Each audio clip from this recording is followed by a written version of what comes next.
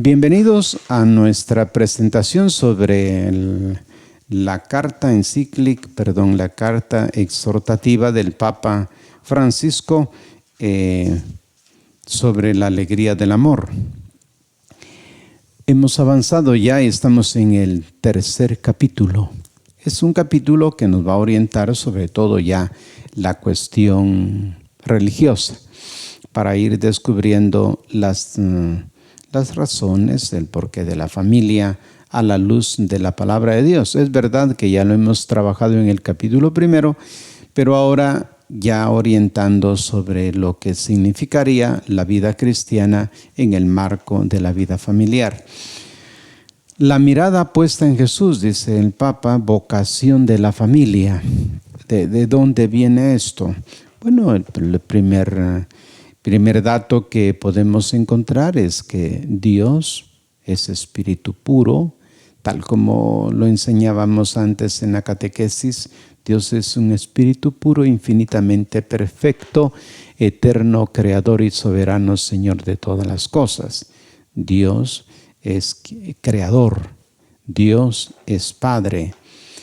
Y dentro de esta presentación que hace el mismo Jesucristo, nos vino a mostrar que Él es el Hijo.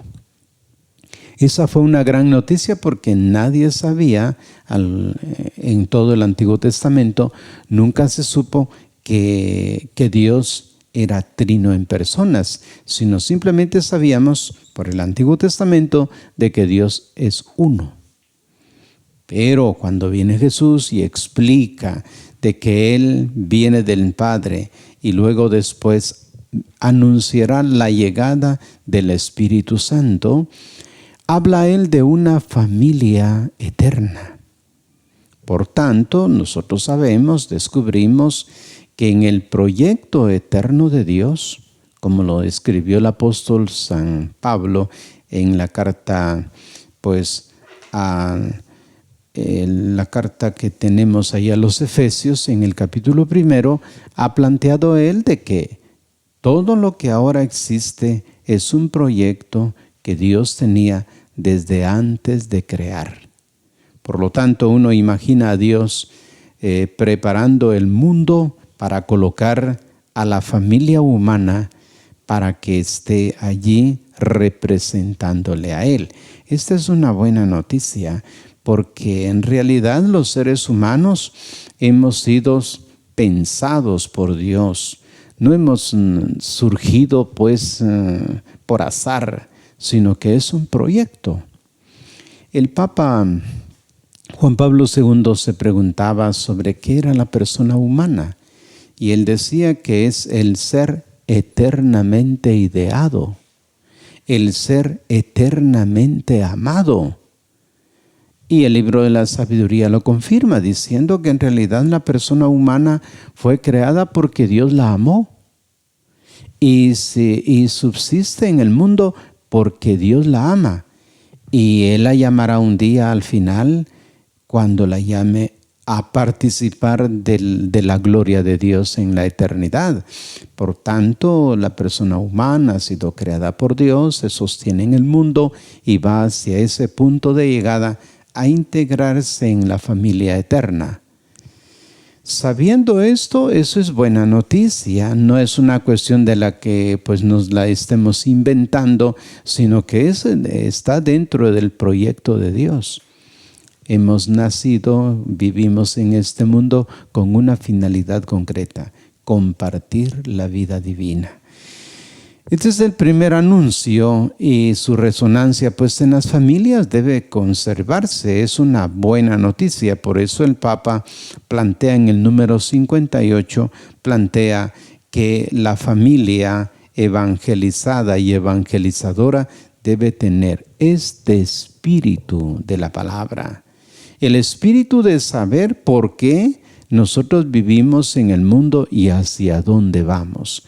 Una vez que ha colocado esto, Él nos dirá: es necesario ser testigos de una vida en la que sabemos que hemos nacido por voluntad divina y que vamos hacia ese mundo de lo eterno. Nos damos cuenta que en el bosquejo original de Dios está entonces la familia como el marco referencial a donde pues todas las familias recurrimos para ir entendiendo el porqué de las relaciones intrafamiliares. Entonces la enseñanza de la Iglesia sobre la familia no es una mera defensa ni una doctrina fría y sin vida. Algunas veces se oye por qué la Iglesia se mete con las familias. No es que se meta, es que es parte de su vida. Nuestra enseñanza pues sobre el matrimonio y la familia no puede dejar de inspirarse y de transfigurarse a la luz de este anuncio de amor y de ternura para no convertirse en mera defensa de una doctrina fría y sin vida. Porque tampoco el misterio pues de la familia cristiana puede entenderse plenamente si no es a la luz del infinito amor del Padre que se manifestó en Cristo, quien se entregó hasta el final y vive entre nosotros. Por eso, dice el Papa, quiero contemplar al Cristo vivo, presente en tantas historias de amor, e invocar el fuego del Espíritu sobre todas las familias del mundo. Sabiendo esto de que se trata del anuncio de la persona de nuestro Señor Jesucristo, que es la segunda persona de la Santísima Trinidad, la palabra eterna que es enviada al mundo para experimentar, para hacer historia de lo que la persona humana es en el mundo de hoy, Él se ha encarnado. Él ha vivido en el mundo. Él ha realizado el proyecto del reino. Él ha muerto, ha resucitado, ha subido al cielo y un día vendrá. Toda esta noticia de la muerte del Señor y su resurrección pues estuvo acompañada por la presencia del Padre, por la presencia del Espíritu Santo. La obra realizada por Él no la ha hecho solo, sino que la ha hecho acompañado de las otras personas divinas. Cosa que también pasa naturalmente en la familia humana. En la familia humana pues encontramos a los papás, a los hermanos, que son quienes nos acompañan a lo largo de nuestra propia vida, en donde vamos haciendo historia. Y es ahí donde la mirada de Dios, esa mirada de ternura, esa mirada de amor, es la que Jesús expresa en todo lo que es su proyecto sobre el reino de Dios. Habla de la misericordia del Padre que con ternura, e incluso si el hijo ha abandonado la casa paterna, lo espera con mucho amor. Habla de cómo las personas debemos conocer la verdad sobre las cosas para poder ser acompañados con la misericordia divina. Así también el Señor pues nos acompaña hoy en nuestro tiempo y para vivir y transmitir pues el Evangelio de la familia. Estas notas que tenemos aquí en los numerales, si llegamos al numeral 60, a partir ahora del numeral 61, el Santo Padre hablará de un tema particular entrando ya en las notas bíblicas para mostrarnos que lo que Él está planteando no es un capricho personal, sino que está basado en la revelación bíblica que la encontramos en la Sagrada Escritura. Así que viene Jesús con la finalidad de recuperar y llevar a su plenitud el proyecto divino. Él pudo haber venido sin necesidad de encarnarse, pudo haber aparecido, pero no. Él lo primero que se plantea es que escogió a dos personas, a la Virgen María y a San José, quienes pues entraron en este momento de la vida normal de todo joven y de toda joven, de encontrarse para contraer matrimonio y realizar un proyecto de vida como buen judío.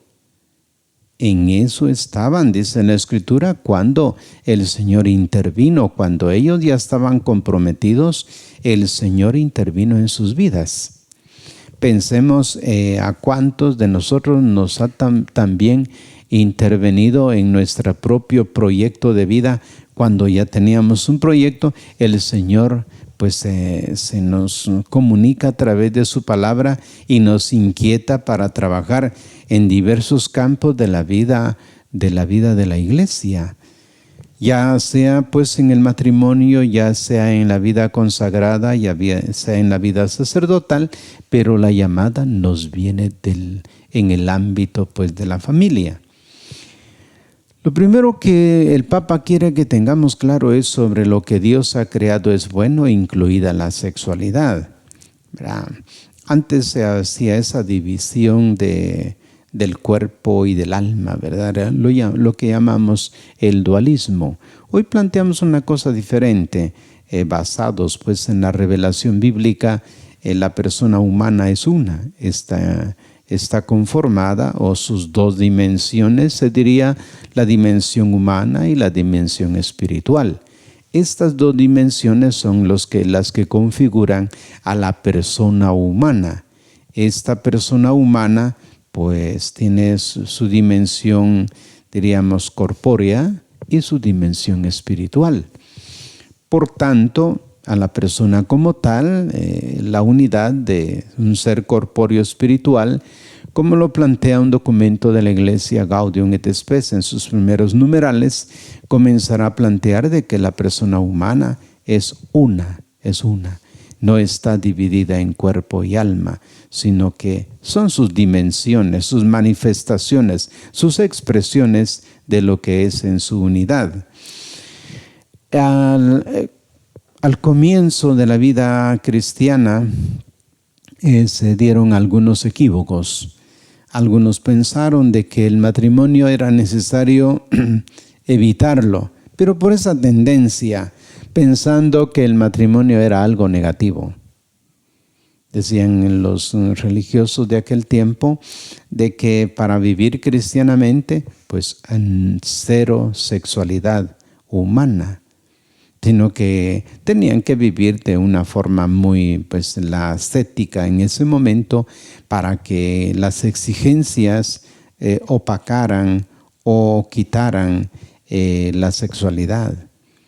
Pero en ese tiempo, cuando se prohibió el matrimonio, en el Nuevo Testamento enseña que todo lo que Dios ha creado es bueno, no hay que desechar nada. Usted lo encuentra en la carta primera de Timoteo 4:4. El matrimonio es un don del Señor, explicará San Pablo en la primera carta a los Corintios 7:7. Como el matrimonio es un don, es integrar a las personas en el gran proyecto de la gran familia, la familia eterna. A imagen de la Trinidad, nuestra vocación está llamada a tener un papá, una mamá, pues tener los hermanos y vivir en esta comunión intrafamiliar. Al tiempo que desde esa valoración pues positiva se acentúa con fuerza el cuidado de este don divino, dice: respeten el matrimonio, el hecho nupcial. Lo dirá la carta a los Hebreos en el capítulo 13, versículo 4. Este regalo de Dios incluye pues la sexualidad. No os privéis uno del otro, dice en 1 Corintios 7:5. Esto también en Corinto se dio porque pensaban que el ejercicio de la sexualidad dentro del matrimonio podía ser negativa. En una cultura, la cultura griega, en donde ellos habían vivido en forma desordenada la sexualidad, cuando se hicieron cristianos, pensaron que también los matrimonios tenían que vivir separados. Y el apóstol Pablo les escribe de que eso es imposible, que al contrario, la finalidad del matrimonio es la procreación de los hijos y que por lo tanto el acto sexual pues es sagrado. al grado pues que San Pablo le dice no se priven el uno del otro. En el numeral 62 ya plantea el Papa una cuestión que ha estado pues en el ambiente actual pues no goza de aceptación, y es el tema sobre la indisolubilidad del matrimonio, que no es un yugo sino un don. Los padres sinodales recordaron que Jesús, refiriéndose al designio primero sobre el hombre y la mujer, reafirma la unión indisoluble entre ellos, si bien diciendo que por la dureza de sus corazones Moisés permitió repudiar a las mujeres, pero al principio no fue así. Es verdad, en el Antiguo Testamento, pues algunos que viven en la época del Antiguo Testamento invocan estos textos diciendo que en el Antiguo Testamento era permitido el divorcio. Pero como Jesús mismo lo explica, Él dice, miren, esto fue por la dureza del corazón de los hombres, pero a lo largo del tiempo la revelación fue mostrando, pasando de lo que era el Antiguo Testamento a la novedad de la venida del Hijo de Dios, pasando en eso, pues ahora se recupera lo que al principio se dijo. Y esto está en Mateo 19:8, pero la referencia del Antiguo Testamento está en el Génesis, en el capítulo 2, versículo 24. Por eso dejará el hombre a su padre y a su madre, se unirá a su mujer y los dos serán una sola carne. Por eso el misterio, ¿verdad?, que se presentaba antes era el siguiente: no se entendía el por qué las personas se enamoraban. Y de familias muy distintas o de lugares muy lejanos surgía la amistad, el enamoramiento, y pues venía el matrimonio. Este era un misterio que ellos no lograban captar. Hoy nosotros pues sabemos que este acercamiento entre un hombre y una mujer, en su madurez ya toman decisión de contraer matrimonio, lo cual pues es la entrega mutua siguiendo el proyecto de Dios, que es un enlace que es indisoluble, porque así lo planteó el Señor, no planteándolo como una carga, sino como un don. De eso hablaremos en el siguiente programa, para ir hablando un poquito sobre la importancia de la interpretación que se le debe dar a la palabra yugo, el cónyuge, ¿verdad? La palabra cónyuge, que es la que se aplica en este caso para explicar el por qué los dos deben caminar juntos en este misterio de la indisolubilidad del matrimonio. Les agradezco su atención a su participación, porque ustedes van leyendo el texto y al mismo tiempo se va escuchando un poco una breve explicación para ir comprendiendo mucho mejor el texto del Papa.